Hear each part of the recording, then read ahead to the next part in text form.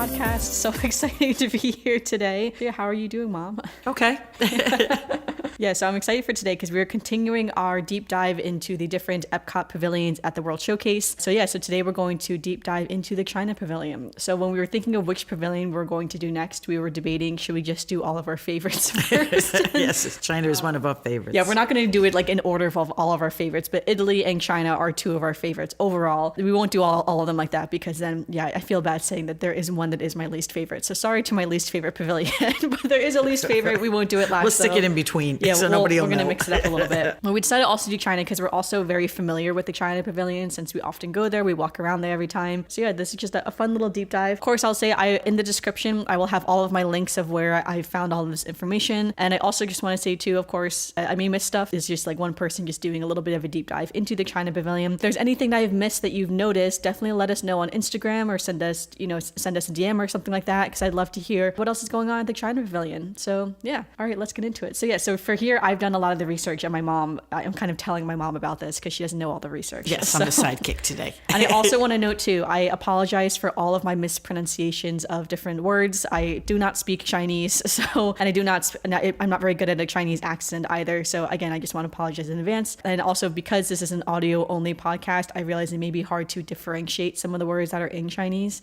So again, just apologies in advance. I'm not really sure if there's any easy workaround for that. So, all right. So if we start at the beginning of the China Pavilion, China was one of the original pavilions of Epcot. So again, one of the original, I don't have the number actually written down, but there's currently 11 pavilions and I think there were 8 originally. If I'm wrong, I will edit myself correcting that. Editing Amanda here just to say that there were 9 original pavilions. It was Norway and Morocco were the 2 that were added after the fact. So when you walk into the China Pavilion, this is the 3rd pavilion if you're facing the pavilion from like the front of Epcot, it's the 3rd pavilion on the left. You go Mexico, Norway, and then China. So that is where we are now. And when you face the China Pavilion, the first thing you're really going to see is the Yunhua Yuyu Archway. And this also is known as the Glowing Clouds or the Holy Land Archway. The real archway is located at the Summer Palace, which is an imperial garden and palace complex in Beijing. If I'm being honest, I did not find much more information about this archway beyond that. There's much more about the Summer Palace in itself. But I mean, like when you look at the photos of the real Yunhua Yuyu Archway and the one at Epcot, they look exactly the same. I imagine just the one at Epcot is just scaled down, as you'd Disney imagine. is about the details. Yeah, for sure. But I absolutely love that archway. I feel like it's such an entrance into the pavilion in itself. I feel like all the pavilions, out of all of them, I feel like that one really does have quite the entrance, with that lovely arch. Yeah, it does, right up front. Yeah, you really walk into that. I mean, like other than maybe Mexico, which is all indoors, obviously. But, I just love that entrance into it. Once you enter into the pavilion, you immediately see the bamboo gardens. So again, you walk through the arch and then there's an array of bamboo gardens, ponds, and greenery that you can walk around. This is quite the traditional Chinese garden design and it's quite picturesque.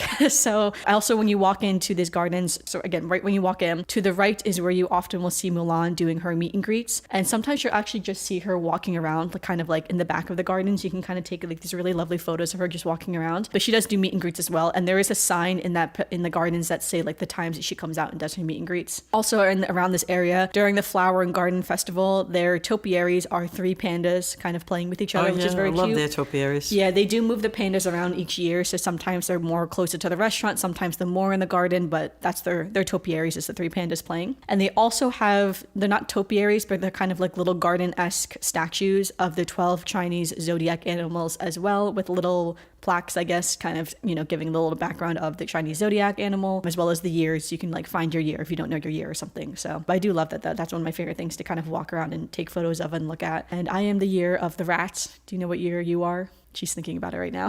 No, I can never remember. You're the year of the ram. So, the ram. Yes, Okay. You're the ram. And then my dad is the year of the rabbit. My brother is the year of the rooster. And my partner is the year of the monkey. So they're all different. Yep, that's the family. So all different animals. I like to say the rat is the best. Just Of course.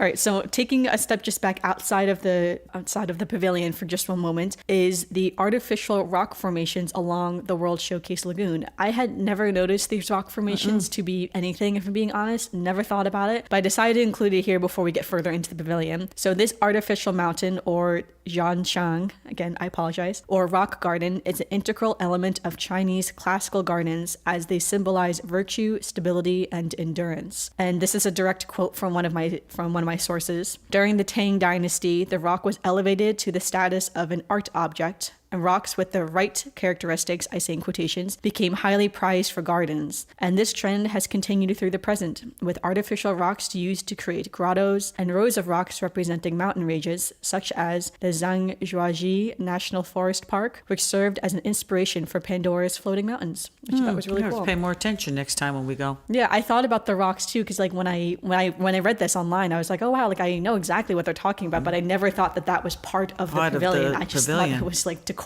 So like for the lagoon. But of course, again, Disney does not do anything along the World Showcase without purpose. Everything around that World Showcase truly does have some kind of purpose, whether it's functional or whether, again, it's part of a detail that you just would not have noticed. But I thought I'd mention that just up front because I thought that was just really interesting. So, all right, so now if we go back into the bamboo gardens back under our archway, you see the main round type of building. I guess that's the only way I would describe it as an American, the main round building. And this building is part of the Temple of Heaven, which is it's currently located in Dongsheng, Beijing, China, which is, someone described it as part of the southeastern central Beijing, which I thought was a really funny way of saying part of the city. Southeastern central Beijing. So it's not central Beijing, it's the southeastern part of central Beijing. But yeah, but the specific building itself is called the Hall of Prayer for Good Harvest. As part of the overall area for the Temple of Heaven area. The real building, it is a magnificent triple gabled circular building. It stands at 36 meters, which is 118 feet in diameter, 38 meters tall, which is 125 feet. And it's built on 3 levels of marble stone base. And this is where the emperor would go to pray for good harvest. The real building is completely wooden and it has no nails, which is really cool if you think about that. Yeah, I know. The Chinese are really great with architecture. So the original building was originally burned down by a fire caused by lightning in 1889. And so the one that is currently in Beijing right now was rebuilt a few years after that incident.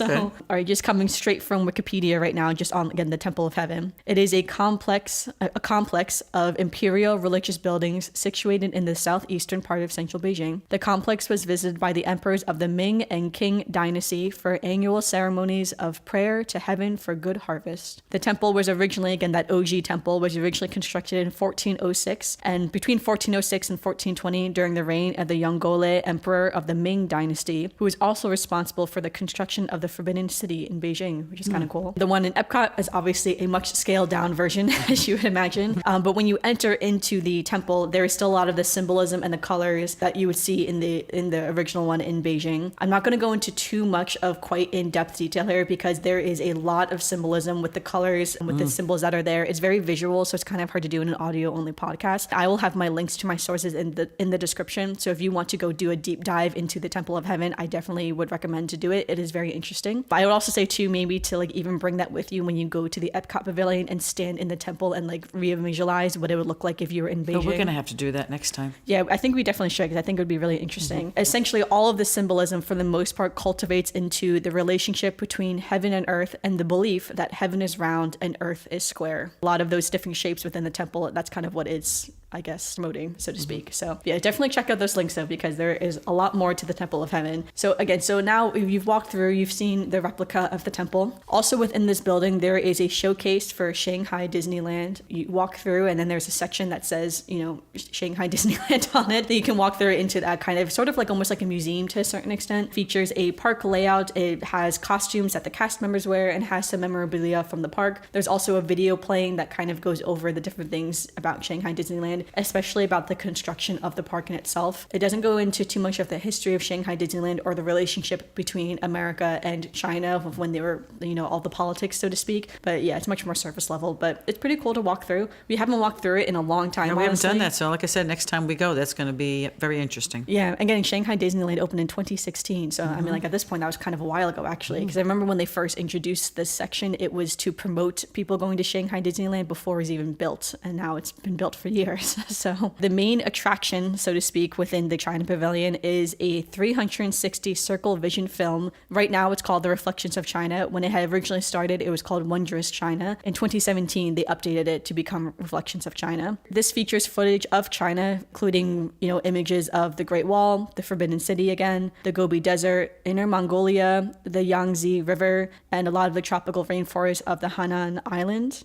In 2017, they introduced a new digital camera camera system to create a more seamless film effect that displays across the 360 circle It is vision. amazing. Yeah, it's 9 screens basically in a round room for the most part. Dizzying sometimes, Yes. but it's very amazing. Yes, I'll say we don't usually go watch the show because it is a bit, like my mom said, it's dizzying to stand there. But it is amazing to see because they do capture the actual scene of China. Yeah, for sure. Yeah, they do a great job with that. And that's actually why in 2017, like the new video is Disney Imagineers who went out and took that footage. The original footage from Wonders China is Right. actually China who took those images or those videos and sent it to Disney to use in the show. So apparently the quality obviously was much more improved in, modern technology. There's no seating for this show. It is only rails so guests can lean on the rails so they can kind of experience the full circle vision effect. But there is seating within that pavilion in itself. Like there are some benches, but just not in the room where, where the film is happening. One of the sources I found said, in quotes, "It is not overly thrilling, but rarely busy. So if you're looking for a place to either cool off, dry off, or escape crowds, this is an option to keep in mind,"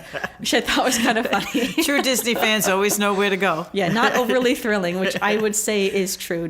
It's not thrilling. most It's just thrilling. very interesting because somebody who's never been to China and won't be able to go to China, it is interesting to see the countryside, to see all the different people right up close and the different culture. Yeah, for sure. Yeah, we haven't watched it in a while, so maybe next time too. Maybe we'll have to do that. Take a moment and we'll watch it again. So it's on continuously throughout the day, so you don't have to like look up showings or whatever. Like it's not a very long video or anything, so you can probably just show up and just like wait a few minutes to catch the next one. So one thing that you should catch if you're able to is the Jeweled Dragon Acrobats. So this is outside of the building itself. It's actually like right behind the archway, honestly, where they kind of perform. And this is about a 20-minute acrobat performance that, again, sort of right behind that archway before the bamboo gardens. And there will be posted show times right by that front gate to say when they are performing. So I know they did stop performing during COVID and right after COVID. So if I'm being honest right now, I don't know if they're actually back yet. I think they were back last time we were there. We just missed them, I think. Yeah, so yeah, but I think their times were cut down because I think they used to perform more frequently throughout the day and now they don't perform as frequently. So I would definitely try to catch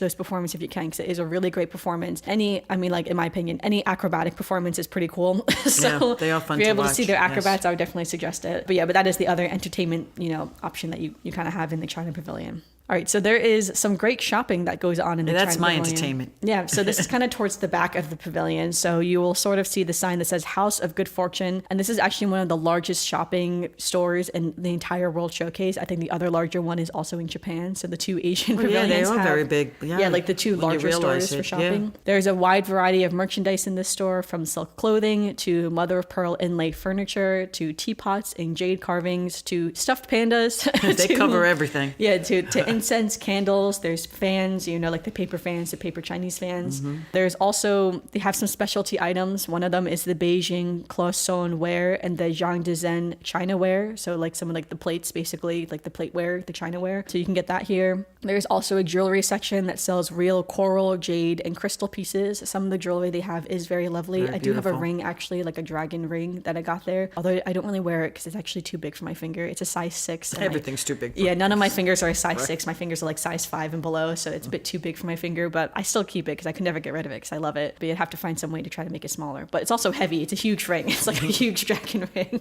This store also sells Chinese snacks. This is actually fairly new within the last They few just years. added those, yes. Yeah, every pavilion now kind of sells like this, like snack bags, like chips and cookies, candies, chocolates, things like that. So you can kind of find all like the fun little Chinese snacks here. And then in the very back of this store, there is the open air market type of area. And this also again offers more clothing, books. You can also find the straw hats that you often see Chinese farmers wearing in the rice fields. More Chinese snacks as well as the puppets. So kind of like string puppets on a string. I don't know how to describe them. But They also sell drinks back there. yep, they also have drinks as well. So, and this is also where the Kid Cot Fun Stop is all the way back in the Oh, open okay. air I market. remember that, the Kid Cot. Yeah, yes. so if you have kids looking for the Kid Cot Fun Stop, go all the way back to the open air market type of area of the store, and that is where you'll definitely find it. So along this way, so once you're in the open air market and then you're facing back out towards like where the World Showcase Lagoon would be, along the left side there used to be a bit more shopping, and that's actually where they used to sell the puppets, but that has closed. Even before COVID, they sort of closed closed that little like extra shopping kiosk, and it has not reopened. I don't know if they're ever going to reopen it, but yeah, just want to point that out, that maybe one day they'll reopen it, but right now there's just nothing there. There's no benches, no anything. It's in the direct sunlight most of the day. So if it's warm and sunny, you can't stay there. yeah, maybe that's why they never reopened it. Like the worker who had to stand there was probably like dying in the sun. Yeah. So because they still have the piece out by the lagoon. yeah, so that's the next part. Yeah, so out by the lagoon, there is a shopping kiosk that is right next to the Joy of Tea kiosk as well. So we'll get to that Joy of Tea in a moment. This little shopping kiosk is called Good Fortune Gifts. And this kiosk essentially sells many of the same items inside the House of Good Fortune, but they showcase those colorful animal themed umbrellas. So you kind of see people maybe walking around with them. Every year I always say I want to get the panda umbrella, and I never get the panda umbrella. It's very cute. I always wonder about it because I'm like, would I really carry it? I don't know. But one time, so again, I went to school in Boston, and I remember one time in Boston, it was pouring rain. I lived there for 5 years, and in the distance, I saw a girl holding the panda umbrella, and I like lost it. I was like, oh my God, I cannot believe she has the panda umbrella from Epcot. I knew exactly where it was. I know where you get that. And so I was like, you know what? Maybe I should get the panda umbrella. I still have not bought the panda umbrella to this day, but I always think about it though. And this one, again, also sells some plushies and some snacks as well. So yeah, maybe next time I will finally cave and buy that panda umbrella. One of the days when we drive down, so we can just drive back, because I don't know how to fit that in the suitcase. But yeah, but that is the Good Fortune Gifts. So yeah, I would say this is one of my favorite shopping places to go to in all of the World Showcases. So out of every pavilion, this is probably my favorite for shopping. I think they sell a lot of really cool, really unique items here. It is very interesting to walk through because, like you said, there's so many different things to look at: jewelry and furniture and clothes and dinnerware and lamps and men's stuff and children's stuff. They even have pet stuff. Yeah, they do. They have pet things to put on your pets. I should get something from Morocco. Yeah, I mean, I bought a lot of stuff there because I wear their Chinese jackets and their Chinese pajama jackets and stuff as my jackets. I mean, I use them as my clothing. So I have to admit, some of their stuff is very beautiful. Yeah, for sure. Yeah, there's many times I've tried on some of the Chinese dresses there, the kipos. I think I'm saying that incorrectly. I apologize. But I have always wanted a kipo. So I think one day I definitely want to buy one. I would love if I could get one maybe in the China Pavilion. And I will say too, if you see things in any of the World Showcase, I would definitely buy it when you see it, because they probably are not going to sell these items anywhere else in the parks. But also remember too to always ask for discount, because sometimes some of the stores do give discount. For many years, a lot of the World Showcase stores did not have any discounts. But recently, I did get an annual pass holder discount in the House of Good Fortune. So, which is kind of cool. I was not expecting that at all. Yeah, because usually it was always no.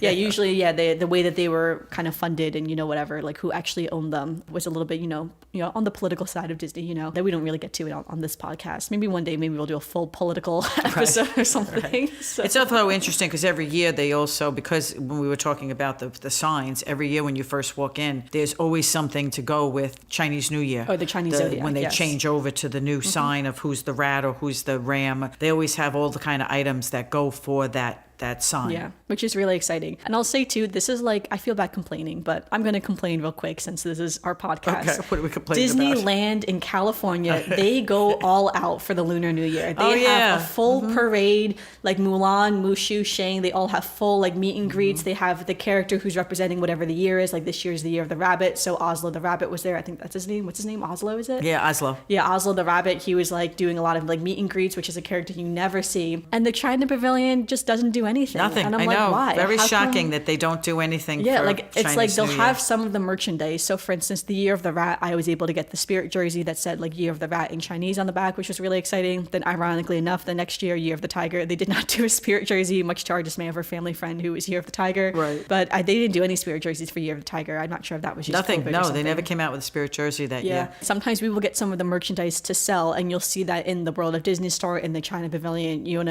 around the parks. But we don't do the full big celebration that Disneyland in California does. And I don't really know why, because I think that would be so cool if they, I don't know where they would do the parade is the thing, like maybe not a parade, but I feel like they could do the meet and greets at the very least, like have the character come and do like an extra meet and greet or something, or just do something, I don't know, more special for it. But yeah, and like also the Lunar New Year in Disneyland, they have like food, like it's like they do they do a whole big booths. thing, right? You see all the new snacks and the new food That's the thing, and it's the like a whole thing, it's all themed. Yes. And I guess too, I think I saw somewhere that someone said that they don't because the Festival of the Arts is around the same time, and so Epcot's Well, I would focused. also think that if they do it for the China Pavilion, they then Disneyland doesn't have all the pavilions. I guess so, yeah. Maybe if they do it for the China Pavilion, then Well, they'd they'd have have to to do do something for like Japan, Bastille too, Day yeah. for France, and then do something else for Norway, and But I think the Lunar New Year is different though than some of those other days. I don't know. yeah, that's what I think. But I guess the only way I could see is that just technically Japan also celebrates the Lunar New Year as well, so it's not just like the Chinese New Year. So I understand Right. that it's a bit more complicated, but I don't know. I still feel like I they know. could do Would be something, nice. so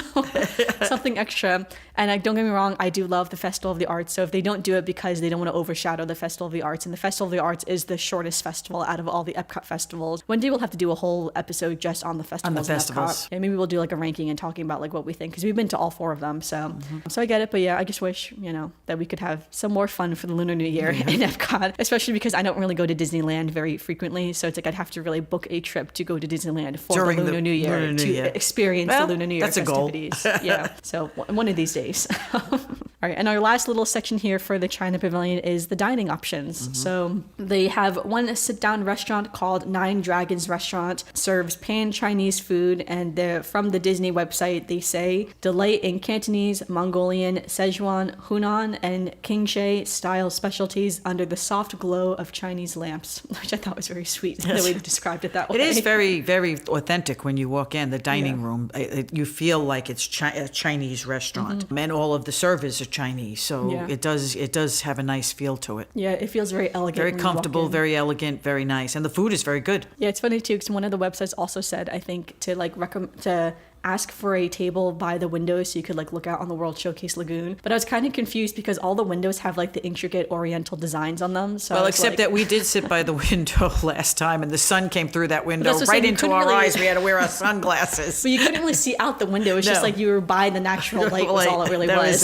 was it. But yeah, there are a lot of really great details in the Nine Dragons restaurant as well. Again, I won't go into all the details because we really will be here for hours. And Yes. we're already reaching the 23-minute mark here Yes. as we're recording. So I will say it is very lovely though. I definitely recommend eating there. And then they also do have a pretty good menu where even if like maybe your kids don't really eat Asian style food, they do have some like American, style options on the menu as well. Like I think there's like chicken tenders or something like Yes. that on the menu, or like, some Chinese style chicken tenders or something plain is what I'm saying. So yeah, so in case you have anyone in your family who does not eat Asian style food, they can still get like some kind of American style food as well. So you can still enjoy the food you want to eat. All Disney restaurants, if you have any allergies or anything like that or dietary needs, always just ask and they're always able to accommodate. They are very, very nice about that. So all right, so the 2 other dining options are, so right behind the Nine Dragons restaurant, so if you're kind of walking into the pavilion, the Nine Dragons restaurant sort of to the left of the pavilion, and then right behind it is the Lotus Blossom Cafe. So this is the quick service, and Disney says, chow down on Chinese favorites like pot stickers, egg rolls, orange chicken, chicken fried rice, Mongolian beef, and more. Then take your taste buds on a trip with some ginger ice cream with an exclamation point. Plus wine and beer are also available. So, but yeah, we have eaten at the quick service many a times, especially. My mom definitely loved usually the egg rolls. Egg is rolls. What you get. Yes, egg rolls. Egg rolls are good. And it's always a great place to go stop and find a little shady table and get Yeah. out of the sun and just get a little snack. Yeah, because when you sit there, because they do have covered, it is outdoors, but it is covered seating. So you can kind of sit there and you can look out onto the bamboo gardens. Again, the bamboo gardens is basically all in the sun the entire day. So it's not, in my opinion, it's not really ideal to just go sit and lounge in the garden, unfortunately, just because it is so hot and you're just in direct sunlight with that Florida sun. But it is great to sit down at the Lotus Blossom Cafe with a little snack. So yeah, my mom usually gets the egg rolls, and then I go over to the other quick service that they have, which is called Joy of Tea, and that is next to that Good Fortune Gifts. That's along the actual lagoon itself, so it's not really in the pavilion. It's more like outside of the pavilion. But the Joy of Tea is a quick service cart kiosk type stand along the lagoon. They do have the pork egg rolls there, so that is like I think the only food option really there. But mainly they have an assortment of teas, and this is the only place you can get bubble tea in the entire Epcot park. And they also have some alcoholic beverages as well, so like cocktails, beers, and wines. So when you see the people with the fancy cocktails from the China Pavilion, they probably got it from the Joy of Tea quick service cart kiosk type of thing. But normally I go there and I just get the bubble tea, and then we sit down, I have my bubble tea, and my mom has her egg rolls, and we just kind of chill.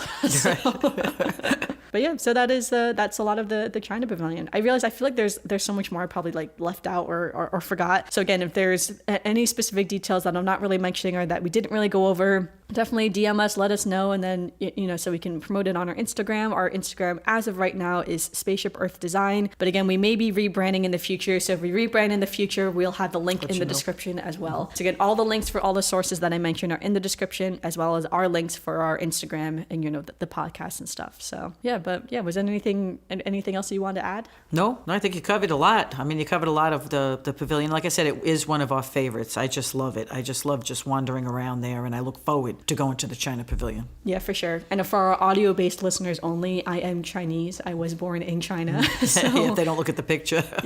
So for people who may not realize that, I am fully Chinese. I was born in China, and my parents adopted me to America, which is very exciting. So that's why we love China. At 9 months old, she was here. So but my mom had always loved like Chinese culture and Chinese art, Chinese architecture, things like that. So again, there was always a love for the Chinese culture within our family. So that's kind of why China is one of our favorites but alongside Italy. Right. But after this one, I feel like these were like our top 2 favorite pavilions. Afterwards, we'll mix it up and we'll mix it up and just just do a pavilion. Yeah, some random ones here and there. So not just doing like, let's just rank the pavilions. It's not that we don't like any of them. It's just we spend more time at some of them. Yeah, for sure. Yeah, like we never skip China. It's like we always go into the China store at the very least. And I feel like we always walk through the Italy pavilion at the very least, but for the most part, we always eat in Italy. So we're always eating there. But all right. So let's get into some Disney news. So speaking of China, there is new Mulan merchandise right now celebrating the 25th anniversary of Mulan. So that's kind of exciting. They have some new dolls out, some new like plushies out and stuff. So that's pretty cool. When I read that, it kind of gave me like a stark moment. I was like, oh my gosh, 25 years of Mulan, because she premiered in 1998. So I couldn't believe it for a second there. Yeah, 25 years, but very exciting. This year, there is going to be the 2023 Magic Hap Pins, which is kind of funny, HAP-pins, pin trading event on August 25th and August 26th at Disney Coronado Springs. So if you're really into pin trading, I would definitely recommend trying to get a ticket to this event. You do need to purchase a package with the event that includes like your ticket to this event. I don't think you can just show up to this event. But if you're super into pin trading, that's pretty cool. I do collect pins on a general basis as well as Disney pins, but I do not do pin trading. I've never really traded pins before, and nothing against it. We just never really do it when we go down there. There's just so much else to do that we just don't get around to the pin trading. Right, and most of the pins that you've bought have been pins that represent something. Yeah, that like I already something. love. So yeah, I don't really buy pins, and I'm like, oh, I want to get rid of this to try to trade up for a pin. So yeah, some people buy the pins because they know they're going to be wanted, like they're going to be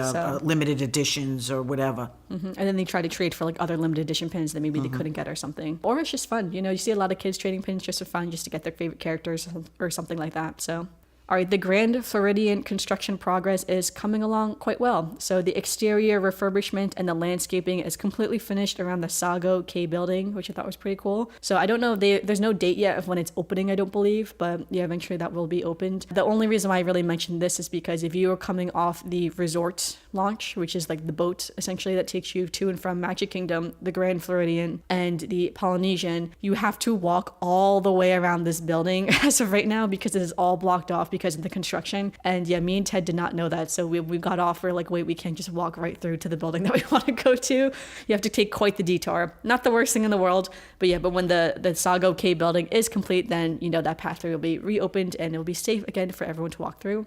And our last little bit of Disney news is that I've been seeing this all over Instagram, but there is a new hot dog, eclair, and sugar cookie french fry dessert at Disney's All-Star Music Resort. So essentially it's an eclair and some cookies that look like a hot dog and french fries, but when you're eating it, it's not a hot dog or french fries. It's a cookie and an eclair. So, okay. But I'm seeing it everywhere. So I just thought I'd add that in because I just thought that was really funny that it's like this is like the hot new thing in Disney World that is like this like exciting like little dessert. Okay.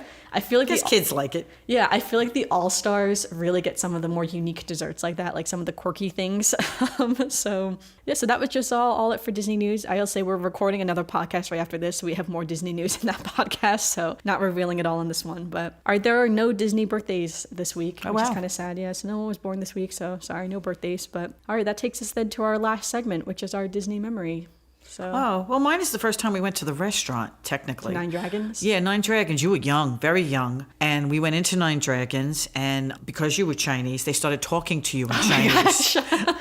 They started talking to you in Chinese, and you were just looking at them. I know, like, right? I what do the not heck? speak Chinese. No, everyone. she does not speak Chinese. Speak it more Italian than They any were other so language. excited to see her that they started talking to her in Chinese or whatever. But it was just so funny because they were just so happy to have us there, and it was just a nice feeling. That's why I said I always liked going there because it was always such a nice feeling. You always felt welcome going to the restaurant, and I'm always one of those people that talks about atmosphere when I want to eat a meal. I like the atmosphere. So the atmosphere in the Chinese restaurant was just really cool, and the fact that they were so excited and so attentive to Amanda, and she was an adorable little Chinese kid.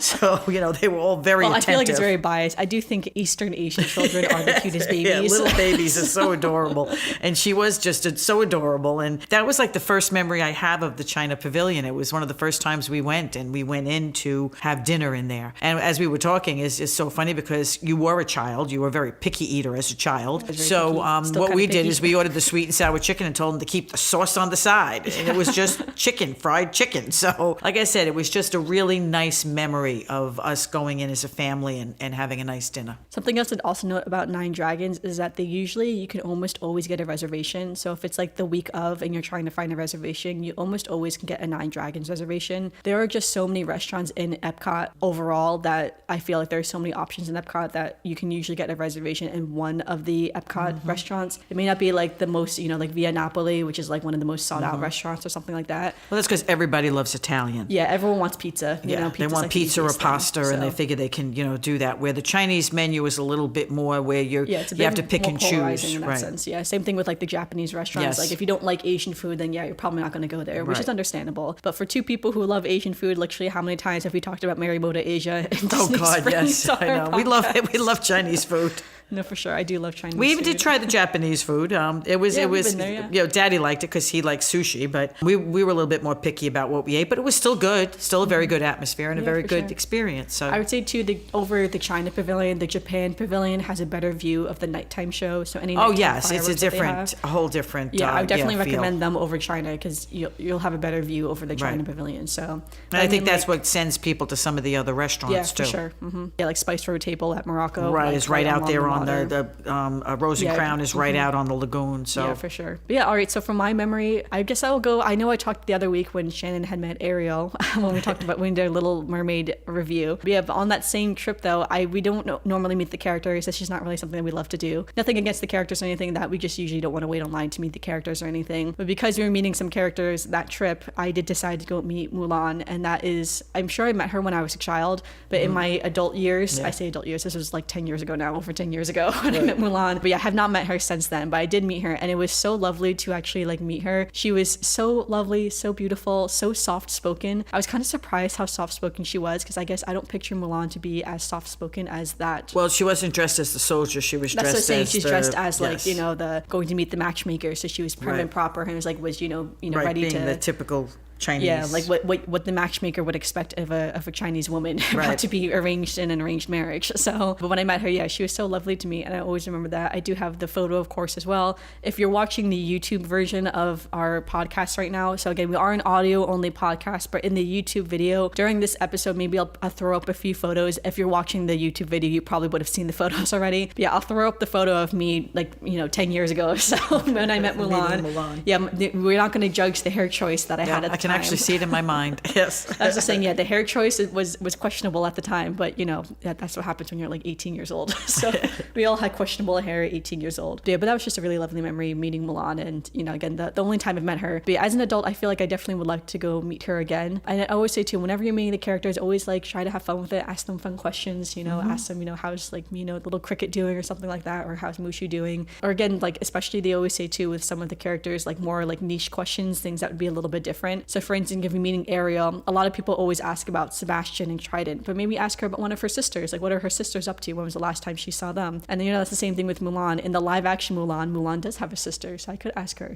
how's her sister doing? So but yeah, one day we'll have to do the meet and greets again. We just don't really want to wait online in the hot sun. Well, for I most can always meet say, and go greets. ahead, go stand in the hot sun, and I'll go find a tree to sit under. So we don't do that. We tend to take photos of the things that are still rather than the things we have to wait online for in the sun. Although she doesn't stand in the sun, she just get to stay in the shape. But I Right, think she stands back by it was back by the pavilion. Yeah, for sure. But yeah, thanks so much for listening. Yeah, that is what we have for our podcast today. Do you have anything else you want to add? Nope, I think we covered a lot. All right, make sure you follow us again on social media. Right now, we are Spaceship Earth Design across all platforms. Again, that would be linked in the description in case, the handles change in the future. Make sure you give us a review on Spotify or Apple Podcasts, Google Podcasts, wherever you're currently listening. And again, the Mother-Daughter Disney podcast is available on all platforms where podcasts are available to listen, including YouTube. So again, if you want to listen / watch us on YouTube, maybe I'll start including more photos on like the YouTube video, so it's not just like the place card on the YouTube video. And if you're watching on YouTube, leave a comment below as well. I always forget that you can leave comments on YouTube, because normally I'm like, DM us on Instagram, because you can't leave comments on like Apple Podcasts or Spotify. If you're listening on YouTube, leave us a comment below, your favorite thing about the China Pavilion. Did you learn anything new? Is there anything that we left out? And also, again, if you are watching on YouTube, just let us know if you're watching on YouTube, so maybe I'll put more effort into the YouTube version of our podcast. Sorry to the YouTube listeners. Yeah, but again, thank you so much for listening, and yeah, let us know. So, Bye. All right, bye. See you really soon.